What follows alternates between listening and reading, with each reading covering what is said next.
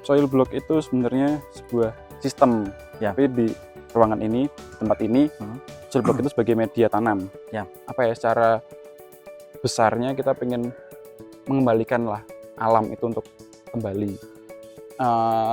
Ya oke sih, mereka oke. Ya ini punya petani semua. Ini punya kekurangannya itu nggak ada sih. Nggak ada ya?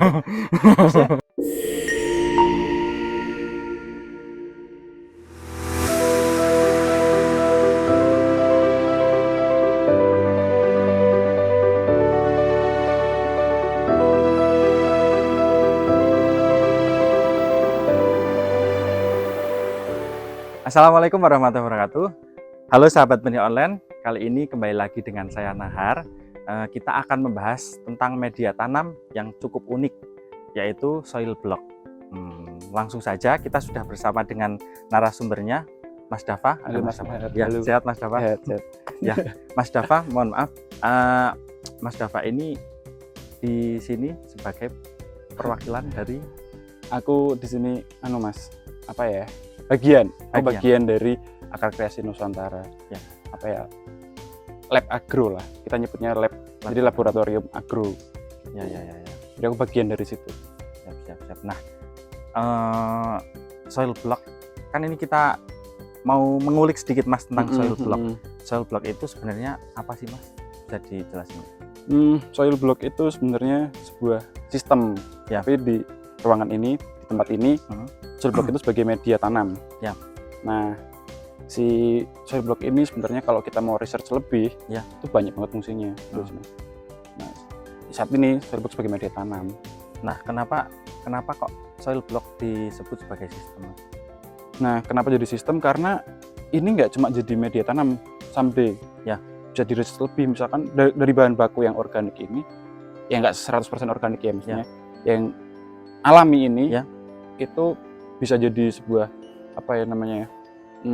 kalau itu jadi gerakan masif, itu jadi sebuah sistem. Jadi misalkan ini bahan bakunya ini dilakukan, maksudnya dilakukan oleh banyak petani, ini bisa jadi sebuah gerakan yang masif buat efek-efek di sekitarnya. Jadi si soil block ini misalkan nanti di-riset lebih, selain jadi media tanam juga sebagai nanti pupuk, juga sebagai penunjang efektif dan efisiennya petani gitu sih. Ya. Nah, untuk bahannya itu Mas, bahannya sendiri dari apa Mas? Bahan bakunya itu kalau soil block yang ini ada 5 bahan penyusunnya. Itu ada endapan, endapan rawa pening, kita nyebutnya endapan dari rawa pening karena dari rawa pening. Itu termasuk kompos, terus ada pupuk kandang, ada kokopit, terus ada dolomit, sama ada fosfat alam. Fosfat alam. Berarti bahan dasarnya sebenarnya dari endapan rawa pening itu ya Mas, penyusunnya ya? Sebenarnya 5-5-nya itu penyusun Mas, karena itu kan formula. Itu formulanya?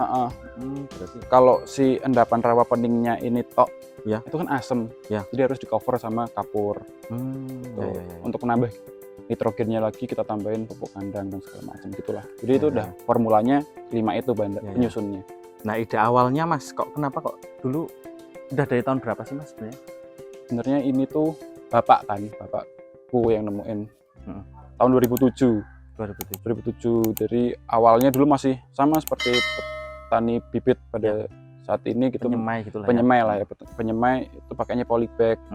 Di 2007 kebetulan dapat kerjaan yang cukup besar. Kosnya gede banget. Dan terutama di kos tenaga kerja dan kos plastik ya, kalau kita pakai polybag itu kan gede banget. Akhirnya bapak berburu dan meramu kali ya. Berburu dan meramu akhirnya tercetuslah sistem soil block ini tercetak. Jadi soil block, tanah berbentuk blok. Jadi bloknya itu dari proses pencetakan. Berarti kalau misalkan di sini sebenarnya sebagai awalnya digunakan untuk media tanam, pembibitan gitu ya Mas. Lah, yang mendasari kenapa selain kosnya yang begitu tinggi, ada nggak sih misi lain kok bikin soil block ini? Misinya adalah kayak Greenpeace ya Mas, kita menyelamatkan lingkungan. Menyelamatkan lingkungan dari polybag itu ya Mas? Benar. Pertama kita menyelamatkan petani dulu. Ya. Kos petani itu plastik itu tinggi, residunya tinggi di lahan. Efektif dan efisiennya juga kurang karena kita harus masih ngepelin, masih harus nyopekin di lahan, masih nanti ada cost untuk ngambilin plastiknya dan segala macam. Dan yang tadi aku bilang, selain lingkungan di petaninya, kita lingkungan di alamnya. Kita pakai sedimentasi yang tadi aku sebutin, itu membantu kita nyebutnya mungkin rawa atau waduk misalkan. Kalau di sini paling dekat ya di Merican atau di Waduk Selintang, kita membantu waduk itu untuk ngurangin sedimentasinya. Kita angkat dengan sedimentasinya diangkat naik gitu, volume airnya kan nambah ya.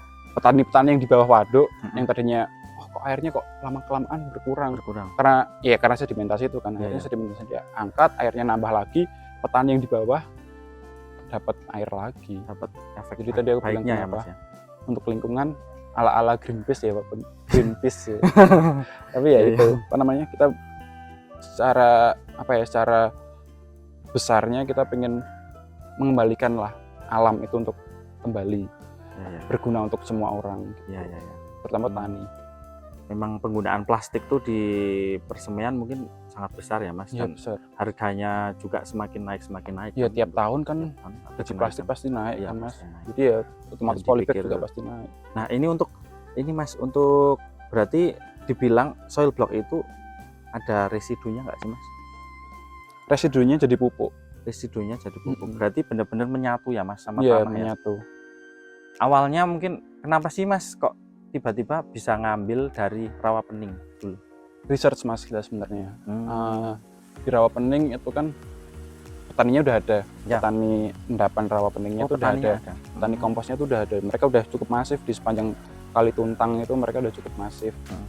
Terus yang kedua, kalau dilihat dari rawanya biasanya kalau ada enceng gondoknya, berarti dasarnya bagus. Ciri-ciri kompos yang bisa diambil dari rawa itu karena atasnya ada enceng gondoknya. Enceng gondok kan dia kan butuh nutrisi buat ini kan, buat tumbuhnya mereka. Nah dari akarnya mereka kan ke bawah-bawah itu. Nah jadi kalau misalkan si enceng gondoknya ini juga mati, jatuh kan ke bawah, itu jadi nutrisi juga untuk komposnya gitu. Jadi itu yang diambil. Nah kebetulan saat ini si rawa pening ini yang menurut kita paling oke. Walaupun kita sebelumnya belum riset mendalam ya untuk akhir-akhir ini untuk Merican dan Waduk Selintang. Karena yang paling dekat sama kita waktu itu ya rawa pening ini dan mudah aksesnya mungkin ya Mas ya. Nah untuk selanjutnya Mas, untuk langkah pembuatannya ini sebenarnya tergolong harus dengan alat-alat yang ribet nggak sih Mas? Ribet di awal Mas, maksudnya kan kita proses cetak ya. Kita harus investasi alat dulu segala macam lah, maksudnya mau bikin roti semua, juga harus punya cetakannya ya Mas ya. Alat. Nah itu mungkin awalnya invest alat dulu, terus kita juga belajarnya mungkin sehari selesai sih sebenarnya. Karena kan ini persis kayak bikin batako. Kalau misalkan teman-teman ada yang pernah melihat batako cara bikinnya, atau misalkan brownies lah paling sederhana brownies. Brownies kan medianya dicampur segala macam, tadi yang aku bilang 5 itu campur, terus dimasukin cetaknya dibalik, ditekan, selesai. Berarti sebenarnya termasuk simpel tapi awalnya memang butuh effort ya Mas ya. Effortnya untuk sebenarnya ini Mas, aku ini aja aku revisi. Nggak terlalu ribet karena tinggal beli. Di e-commerce sekarang udah banyak banget kan. Kalau dulu memang agak ribet karena kita harus bikin sendiri, harus nyetak, maksudnya harus ke tukang las dan ibaratnya. Tapi kalau sekarang di e-commerce udah banyak, jadi ya mungkin udah nggak ribet lah. Berarti untuk alat-alatnya sebenarnya sudah tersedia ya Mas di e-commerce? Udah banyak banget Mas di e-commerce. Dan yang kita pakai ini emang handmade, maksudnya untuk kalangan sendiri. Itu tapi kita udah tes report juga ke UGM, maksudnya kita emang karena lab ya Mas, laboratori agro, jadi kita emang bener-bener riset by data. Kita kemarin kapasitasnya 100 pot per sekali cetak. Tapi tenaga kerja cowok ternyata mahal. Itu tenaga kerja cewek lebih murah. Ini kita desain alatnya yang ramah sama cewek. Beli 100 berat kan stainless kan, berat. Kita desain yang 50 sampai 94. Tapi bahannya dirubah. Jadi tadinya yang berat-berat jadi lebih ringan ya, lebih membantu teman-teman perempuan yang masih mau bertani bibit aja. Jadi kita desain ulang lebih ergonomis. Ya. Nah, untuk komposisinya gimana Mas? Antara 5 tadi, ada kompos, pupuk fosfat alam ya, terus ada kompos, kokopit, fosfat alam, kapur dolomit, sama pupuk kandang. Ya. Nah, itu komposisinya adalah kompos 30%, pupuk kandang 30%, kokopit 30%, fosfat 5%, kapur 5%. Ini dicampur tanpa air, dipisah 1/3 atau setengah lah dipisah. Yang separuh-separuhnya ini buat basah, adonan basah, ini buat adonan kering, kayak bikin gorengan pisang dulu Mas. Ada adonan basah, adonan kering. Nah, si adonan basah ini yang dicetak, adonan kering buat nutup. Adonan keringnya buat nutup, adonan basahnya untuk dicetak. Nah, yang buat nutup itu kan kita nggak pakai tanah. Jadi ya bisa dibilang biji gulmanya nggak ikut ke situ. Jadi kita membantu untuk tidak lebih meringankan mungkin ya. Berarti memang karena bahan dasarnya bukan dari tanah, memang nggak ada biji-biji rumput atau apa yang akan tumbuh ya Mas ya. Iya. Mungkin kemungkinannya paling gulmanya tumbuhnya gara-gara air. Iya, air yang untuk nyemprot ya, karena mungkin larut ke situ. Deskripsi sedikit nih Mas kelebihannya selain mengurangi plastik itu apa Mas? Dari soil block ini. Utamanya ini di cost Mas. Cost. Petani kan sebenarnya kalau kita ngomongin harga panen, itu fluktuatif banget. Hari ini 1.000 bisa 10.000. Dari itu kita harus ngerti struktur cost-nya dulu, paling gede di produksi itu apa. Nah, akhirnya untuk ngejar si HPP ini, di produksinya yang ditekan. Nah, akhirnya si cost produksi ini baik tenaga kerja, hilangnya cost plastik, habis itu juga perawatan. Karena kalau kayak gini kan, kalau misalkan air itu beli kalau daerah-daerah misalkan yang air itu beli, ini kan kalau nyiram air, dia langsung ke tanah, langsung ke medianya. Dan nggak kena plastik. Kalau di polybag kan dia masih resiko kena plastik netes dulu ke tanah lagi. Atau malah mereka ngendep di plastik, jadinya lumut. Nah, lumut kan juga musuh kan buat penyakit Nah, itu sih kelebihannya. Kalau misalkan di soil block itu kita di efektif dan efisiennya, terutama di cost-nya yang tadi aku bilang, sama waktu perpindahan ke lahan. Maksudnya kita tinggal ini karena belum umurnya ya, jadi tinggal diambil, diangkat, udah pindah bisa tanpa harus nyobain plastik, diangkat, dipotek-potek kayak brownies gitu, tinggal tanam. Mungkin mengurangi stres tanaman ya Mas itu. Sama stres tanaman juga. Tapi kan biasanya ini Mas, metode kita tuh karena ini kan basah. Kalau basah emang agak lebih susah dipotek. Keringin dulu di lahan, dibiarin di tray di lahan 2 hari atau 1 hari. Jadi mereka airnya turun, lebih mudah untuk dipotong. Berarti kalau Silver Queen yang habis di kulkas, kan lebih gampang dipotekin. Nah, itu. Nah, untuk ininya Mas, sebenarnya kalau teksturnya mungkin hampir seperti spons ya Mas. Dia nyerap absorb, absorb. Jadi si komposnya, endapannya itu dia lebih hebat, lebih jago untuk nyimpan air daripada tanah dan dilapis plastik ya.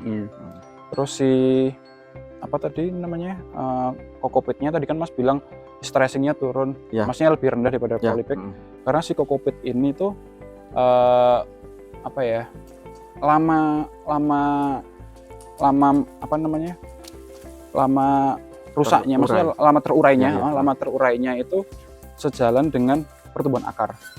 Jadi nanti lama-lama kokopitnya berganti sama akar itu ya Mas? Jadi rongga yang kokopitnya tinggalkan itu, yang udah terdekomposisi itu, akarnya masuk.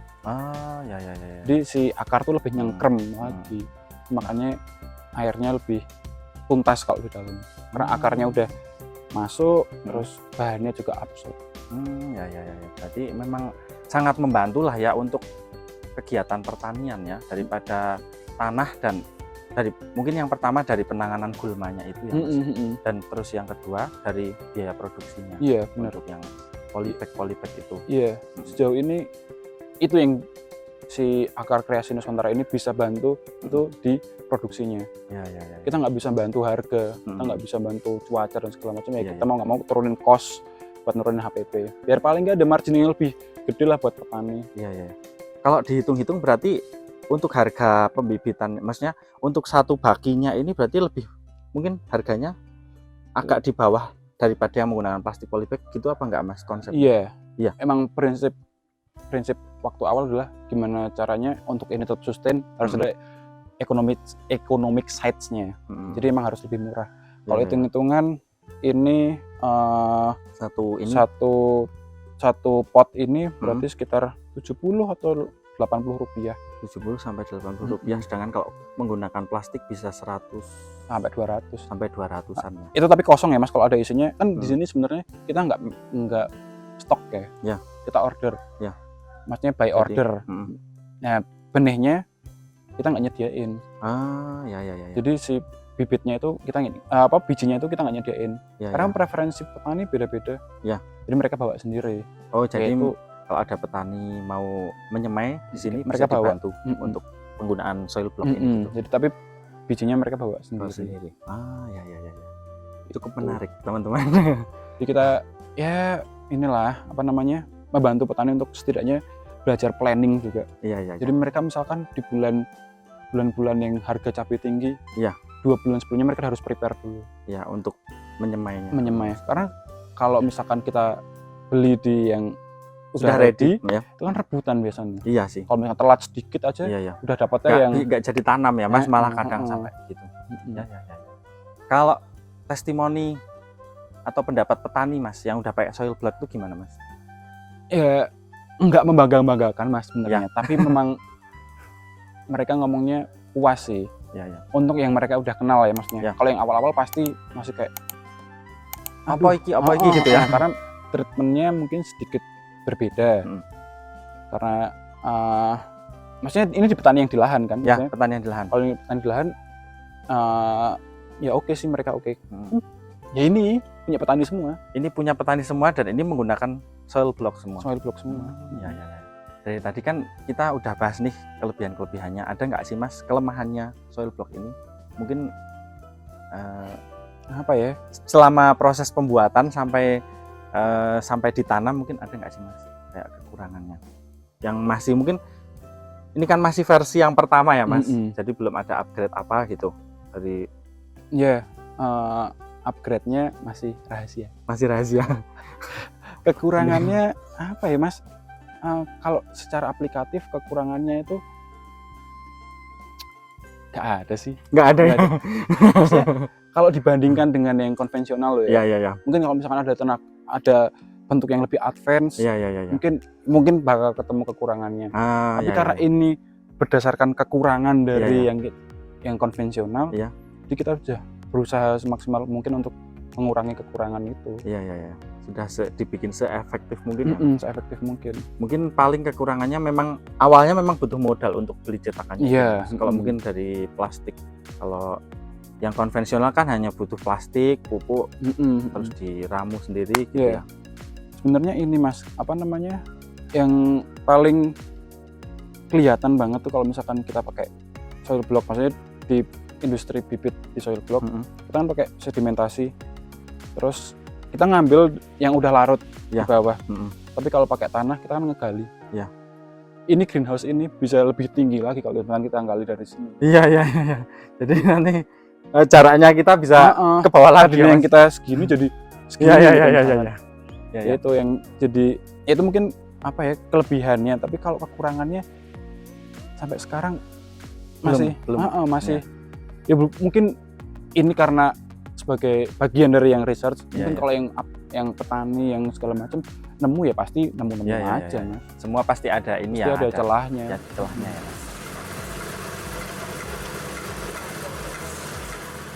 Menyambung yang tadi ya Mas, fosfat. Kan dia ada komposisinya, ada fosfat alam dan kokopit ya. Fosfat alam itu apa sih Mas?